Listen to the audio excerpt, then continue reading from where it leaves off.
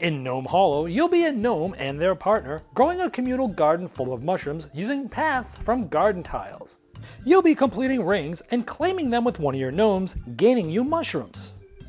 Those mushrooms can be sold in the pinwheel market, and depending on the rarity and quantity, you'll get a certain amount of treasure.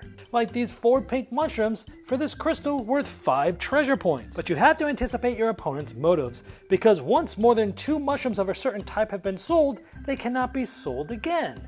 As you complete rings that you've claimed with one of your gnomes, not only will you be gaining more endgame points with each one completed, but you'll also be activating bonuses for the larger rings, one of which gains you wildflower tokens. And the more unique flowers you acquire, the more endgame points you'll get as well.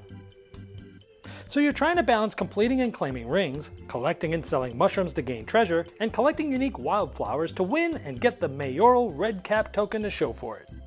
Even though the bright, beautiful, and cute table presence would suggest a light game, since the mechanisms are straightforward and streamlined, it's very approachable, but it also has more depth than you might expect.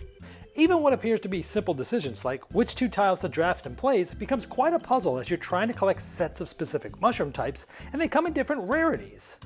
And once you have enough mushrooms to sell, do you sell them now? Or do you push your luck trying to get 1 or 2 more to sell them before one of your opponents does? The communal garden facilitates strong player interactions since some tiles have more than one path. By placing them, it opens up areas for your opponents to add to and claim. As you place signposts gaining that bonus, it also opens up for opponents to use that signpost bonus later as well. That will also bring tough decisions to possibly leave an uncompleted ring that you've claimed that you're having a hard time growing well to get the mushrooms you need from a signpost to outsell your opponents at the pinwheel market next turn. But that trade-off opens up the opportunity for an opponent to claim that ring that you left. The game also comes with a mushroom trade board for experienced players, which allows you to trade for mushrooms that you gain for other mushrooms, giving you another level in the puzzle to think about for added depth. There's also an advanced side of the player board which makes it more difficult to complete rings and claim their bonuses as specific shapes of rings are required.